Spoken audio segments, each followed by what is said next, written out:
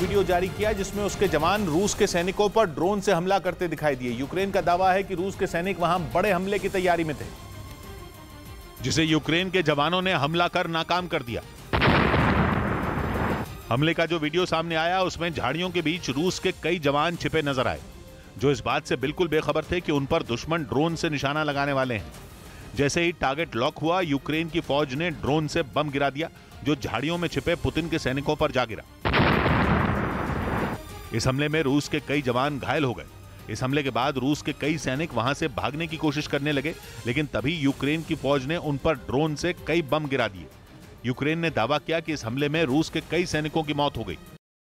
कि रूस के राष्ट्रपति पुतिन ने हथियारों का उत्पादन तेज करने का आदेश जारी कर दिया। एक रोज पहले ही उनके करीबी दिमित्री मेदवेदेव ने वहां की कंपनियों को ज्यादा हथियार न बनाने पर जेल भेजने की धमकी दी थी, क्योंकि 8 महीने से जारी जंग में रूस की सेना के पास हथियारों की भारी कमी हो गई है। पश्चिमी मीडिया के मुताबिक यूक्रेन के पलटवार से सबसे ज्यादा नुकसान रूस के टैंकों को हुआ। रूसी सेना को टैंकों की ऐसी कमी पड़ गई कि उन्हें कबाड़ में खड़े किए गए टैंक भी जंग में उतारने पड़े, और वो टैंक भी पश्चिमी देशों के आधुनिक हथियारों के सामने टिक नहीं पाए। यूक्रेन के हमले में रूस के सैकड़ों टैंकों के परखचे उड़ गए। इसके साथ ही रूस को बख्तरबंद गाड़ियों और गोला बारूद की भी भारी कमी होने का दावा किया गया। माना जा रहा है कि इसी वजह से पुतिन ने अपने देश की हथियार बनाने वाली कंपनियों के लिए नया फरमान जारी कर दिया और सख्त आदेश दिया है कि वो पूरी ताकत से टैंक समेत दूसरे हथियार बनाने में जुट जाएं, क्योंकि दावा है कि जैसे जैसे जंग आगे बढ़ती जा रही है, रूस के हथियारों का जखीरा खत्म होता जा रहा है, और हथियार ही नहीं होंगे तो उनके सैनिकों को ज़ेलेंस्की की सेना के सामने घुटने टेकने में ज्यादा दिन नहीं लगेंगे। पश्चिमी मीडिया के मुताबिक रूस में हथियारों की कमी होने की वजह से ही इन दिनों उसके ड्रोन हमले बढ़ गए हैं। दावा है कि ड्रोन से भी रूस जंग में इस वक्त वैसे हमले नहीं कर रहा जैसे पहले करता था, यानी वो ईरान से मिले ड्रोन को भी बचाकर जंग लड़ रहा है। दावा तो ये भी किया गया कि सिर्फ हथियार ही नहीं, यूक्रेन में लड़ रहे रूस के सैनिकों को